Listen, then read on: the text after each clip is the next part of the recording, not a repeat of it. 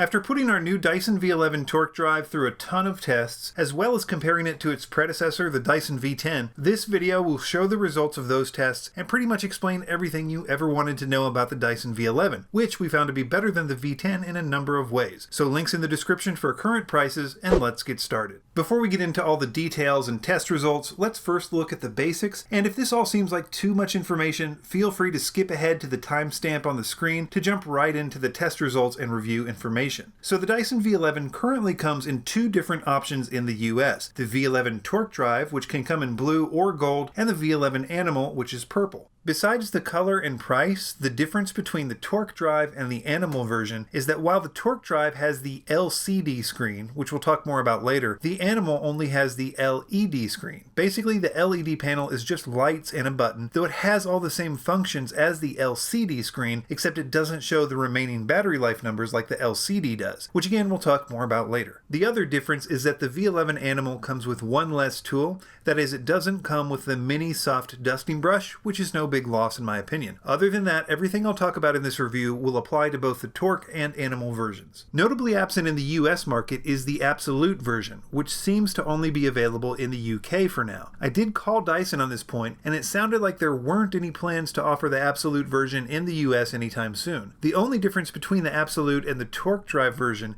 is that the Absolute comes with the soft roller or fluffy cleaner head as well as the torque drive head. So technically you could just buy a soft roller separately and essentially have an Absolute version, but I'll talk about why I don't think this is necessary later on. I should also mention that you can use the soft roller and other tools from the V10 version on the V11, since not only are they the same connector size, but the tools are the same wattage, though the soft roller from the V8 and earlier versions are not recommended to use since they are different wattages. So let's look at the features and attachments. The V11 Torque and Absolute have this cool new LCD screen where you can select between low, medium, and high power as well as auto. It also shows the estimated battery life you have left, and it's pretty smart. That number changes whenever you change the power mode or change the attachment, since the battery life is vastly different depending on if you're using a suction attachment or a motorized tool. The screen also displays things like charge percentage, and it has alerts like when it's time to change the filter. Another new feature is the high torque cleaner head, which has a dynamic load sensor which can tell if you're vacuuming hard floors or carpet, and if you have it in auto mode, it boosts the suction when it senses carpet for a better deep clean.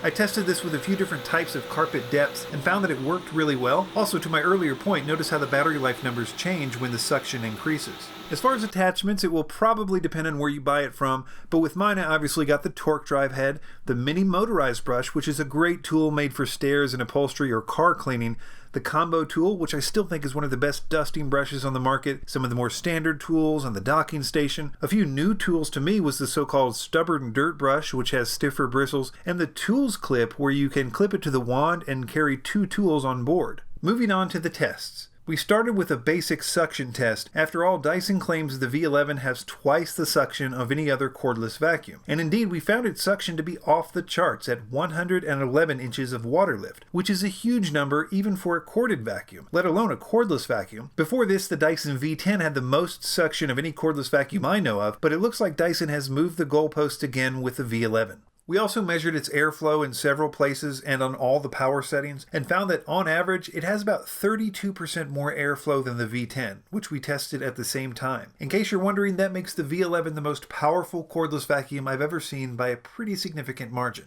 Well, what good is all that power? For one, it means it can actually deep clean carpets. We do a test based on the Consumer Reports test where we embed 100 grams of sand in a carpet and carefully weigh the bins before and after, and we found that the Dyson V11 with its improved power got an average of 7% more sand than the V10. That might not sound like much, but the cool thing is that the V11 can now get very close to 100% even on medium power, which is the best setting for whole house cleaning and battery life. But to put this into context, it's extremely rare for a cordless vacuum to do good on this test. They just don't have the power. Or should I say they didn't have the power until the V10 and V11 showed up. You can really tell the difference between the V10 and V11, especially on their lower power settings. For example, in the crevice pickup test, the V10 took twice as long to pick up the debris on low power, even though they both picked it up in one pass on high power.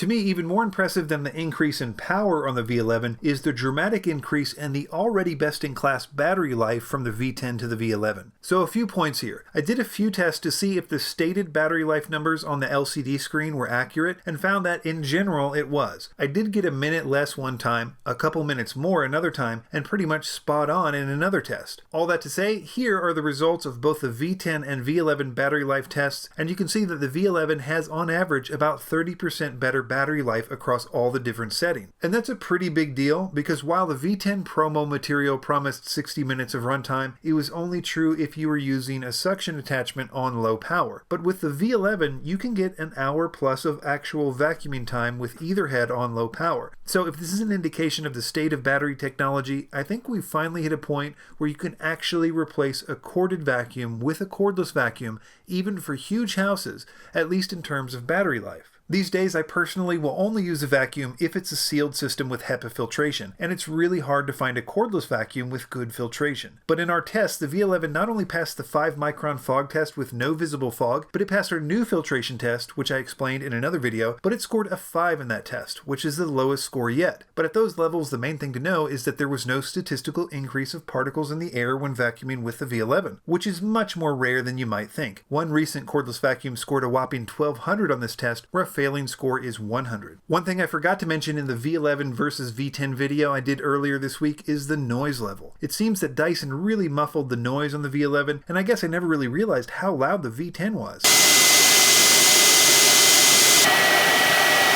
The debris pickup ability is very similar to the V10, since other than the new sensor, the torque drive head is the same. Basically, as long as you have the gates on the front all the way open, it will pick up just about anything from pet hair, fine debris, and even large to extra large debris, though you might have to wiggle it a bit in order to get the larger debris to go in one of the two gates. I did test the V11 with the soft roller I had from my V10, and I have to tell you, after using my V10 for a year, I can say that I never used the soft roller, not because it's not great with hard floors, it really is, but since it literally can't be used on carpet or rugs, it means that you have to lug around the torque drive head with you for when you hit a rug or some carpet, and it's just not worth it, especially since the torque drive is really good on hard floors itself. The bin size is the same on the V11, 0.2 gallons, which remains one of the best in the cordless vacuum world, and it's emptied the same way, which I also like. When it comes to negative things, I have two main issues, besides the very high price, of course. The first is that the bigger battery also makes it heavier, and although I still think Dyson is the best in the business as far as weight distribution, and as such the V11 feels lighter than similarly designed cordless vacuums, I still think people will find it more tiring on their forearm than they're expecting, especially if they plan on using it to vacuum large homes. The second issue is that the recharge time jumped from 3.5 hours on the V10 to 4.5 hours on the V11. Pretty minor, I know, but it was really hard to think of negative things to say about the V11. So check the links in the description for current prices, and consider a like, or even better, a subscription to Vacuum Wars if you want to keep up to date with all the latest vacuums, robot vacuums, and more.